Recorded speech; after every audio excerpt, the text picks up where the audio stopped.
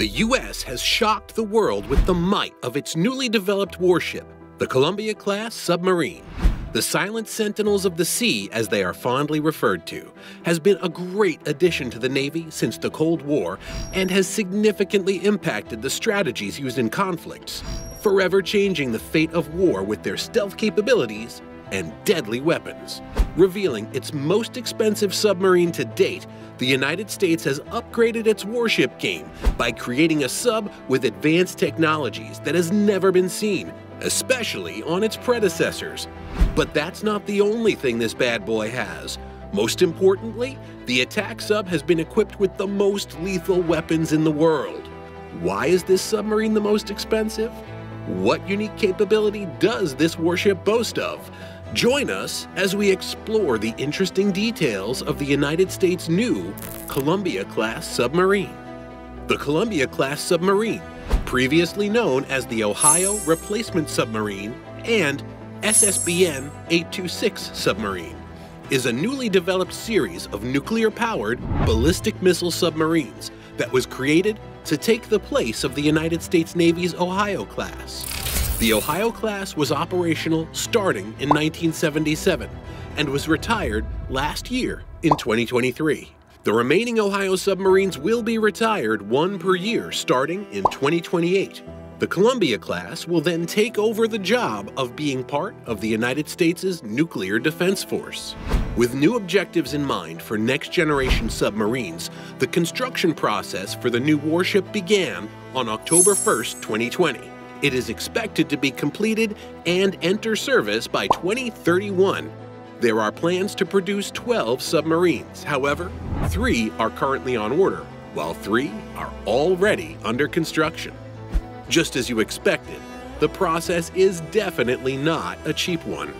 The USS Gerald was known to be the most expensive of the previously created submarines, but its price has been surpassed by the Columbia class, which is estimated to cost a mind-boggling price tag of $109.8 billion for the production of 12 boats. This means that a unit of this next-generation warship would cost $9.15 billion. From the estimated $9.15 billion that one of these submarines would cost, $4.2 billion would be going into the design and technology of the new warship. However, they plan to use technology and parts from the Ohio and Virginia classes when possible to save on some cash.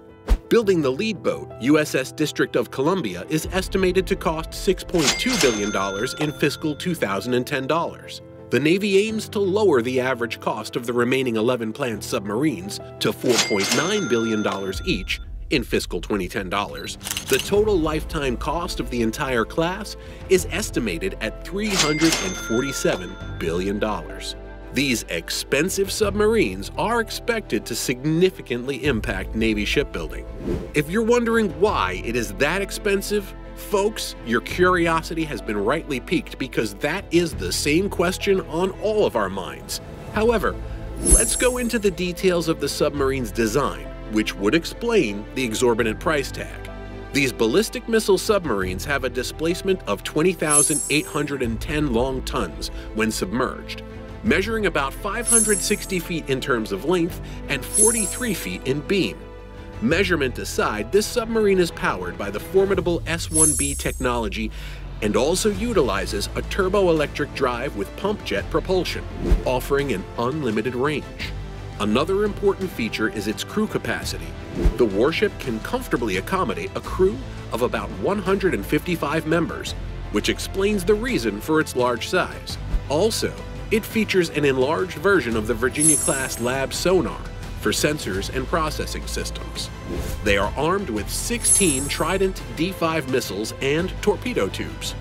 These advanced features are some of the factors that contribute to the cost of the submarine.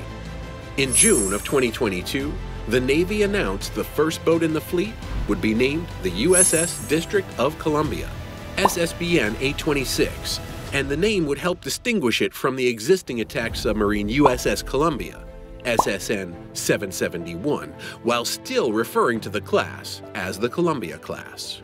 In the process of trying to determine the number of submarines that the United States needs for its nuclear defense, the Navy considered several factors. These include the number of missiles that should be ready at sea, how many missiles each submarine should carry, and the chance of a submarine staying hidden from enemies to launch its missiles.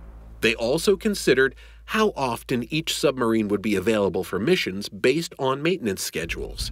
They looked into ways to reduce costs, such as adding missile tubes to Virginia-class attack submarines, updating Ohio-class designs for replacements, or creating a completely new design for replacement submarines. After considering all these factors, the Navy came to a conclusion that creating a completely new design would be the cheapest option while still meeting all the technical needs that would be required on the warship.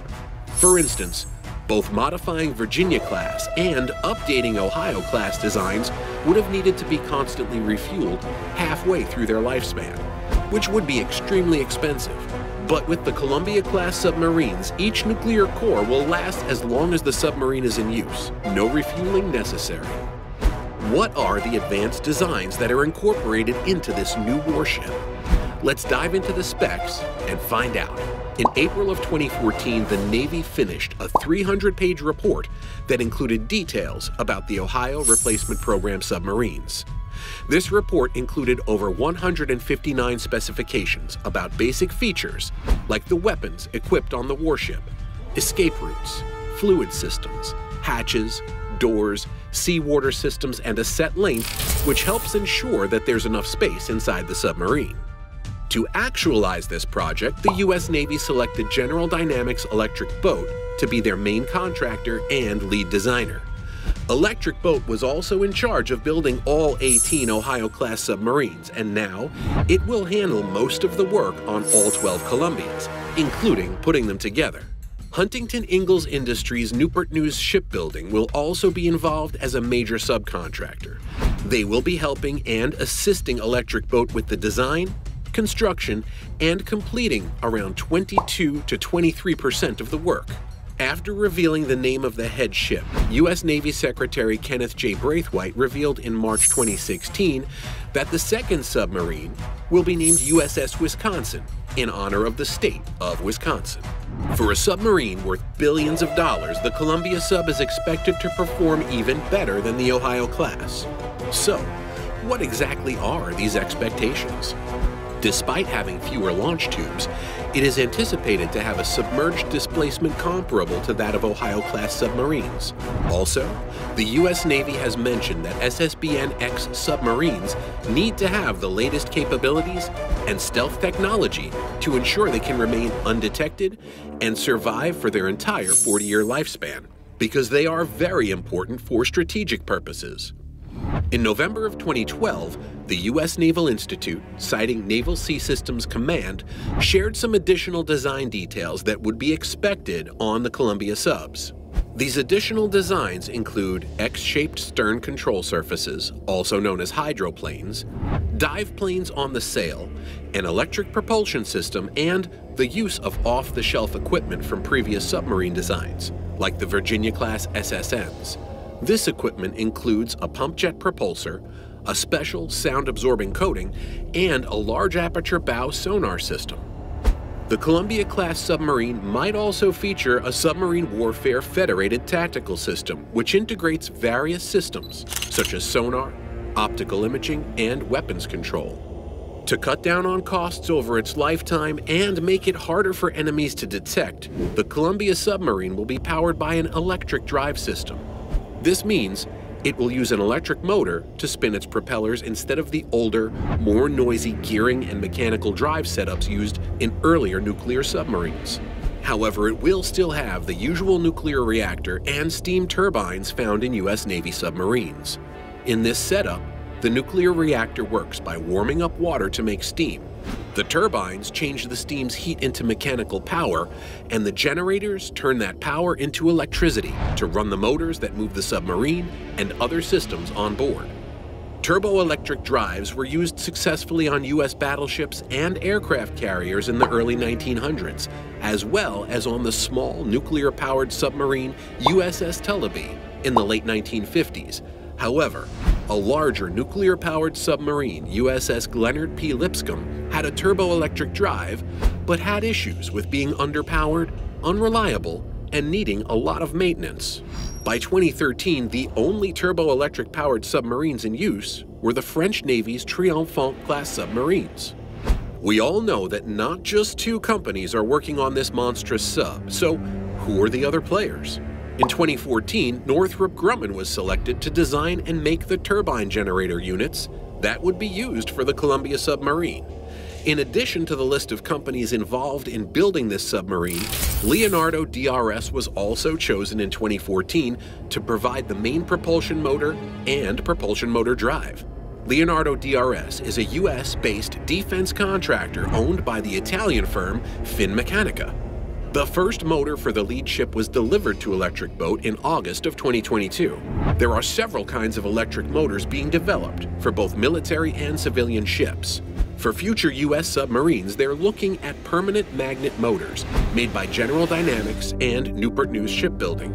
They're also looking into high-temperature superconducting synchronous motors developed by American Superconductors and General Atomics.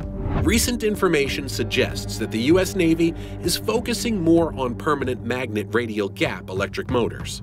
The design for the Zumwalt-class destroyer originally used PMM, but eventually changed to an advanced induction motor. In 2013, they tested permanent magnet motors on the large-scale Vehicle 2 to possibly use them on later Virginia-class submarines, and future ones too. PMMs made by Siemens AG are already used on Type 212 submarines in the German and Italian navies. The Royal Navy's Dreadnought-class submarine is set to replace the Vanguard class of ballistic missile submarines. It might use submarine shaftless drive, which is an electric motor placed outside the pressure hull. The Navy looked into SSD, but it is still unclear if the Columbia class will use it. Currently, nuclear submarines use steam turbines connected to gears and a shaft to turn the propeller or pump jet propulsor. With SSD, steam would power electric turbines connected to an electric junction outside the hull. An external electric motor, possibly part of an integrated motor propulsor arrangement, would then drive the pump jet propulsor. A model of the Ohio replacement submarine at the Navy League's 2018 Sea Airspace Exposition hinted that it might have a pump jet propulsor similar to the one on the Virginia-class submarines. This could be part of the Navy's plan to reuse Virginia-class components to lower the risk and cost of building the Columbia-class subs. In December of 2008, General Dynamics Electric Boat Corporation was chosen to create the common missile compartment for the successor to the Ohio-class submarines.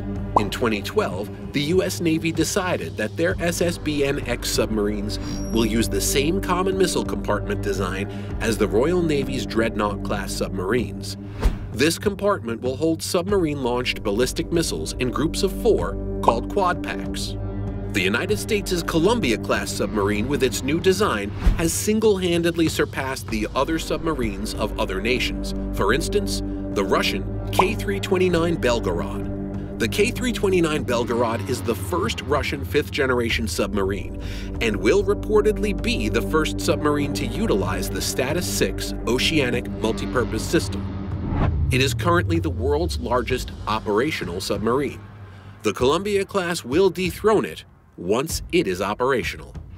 Now that we have an idea of why this thing is so big, and let's be honest, the US wants to dethrone Russia, let's compare the two subs. The Belgorod is a Russian nuclear submarine, which was originally designed as a Project 949A cruise missile submarine in the late 1990s, but was later modified to become a special operations vehicle capable of operating unmanned underwater vehicles.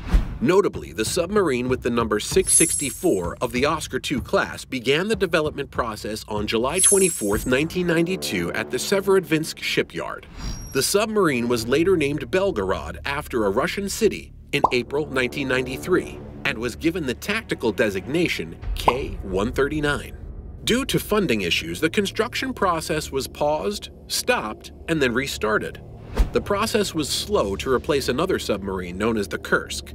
Eventually, it was redesigned to be the first Russian 5th-generation submarine and was officially commissioned into the Russian Navy in July 2022. However, unlike the Columbia-class submarine, the Belgorod submarine can also operate as a mothership for a single nuclear-powered mini-submarine known as Paltus. This mini-submarine is used to plant self-contained mini-nuclear reactors on the seabed for power generation. The Belgorod is also built to operate unmanned underwater sensor vehicles called Clavecin II RRM. However, some setbacks were experienced, such as the loss of the Losharik nuclear mini-submarine in a fire that occurred in 2019. This incident has delayed the full integration of Poseidon on the Belgorod, and some of the developers believe that it may not happen until around 2027. However, this project aims to create a versatile submarine that is capable of various roles, including intelligence gathering, besides its combat abilities.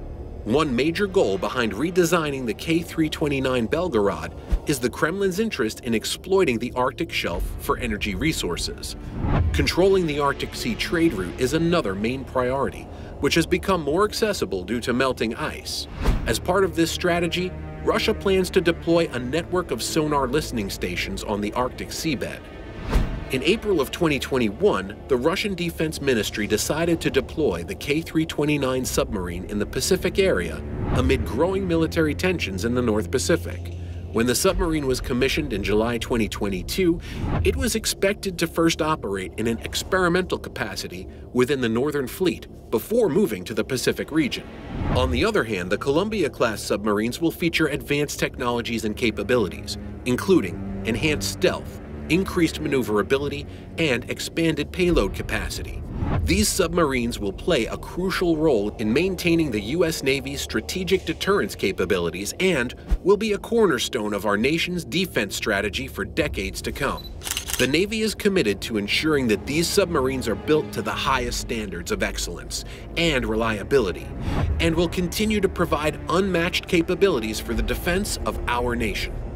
Thanks for watching.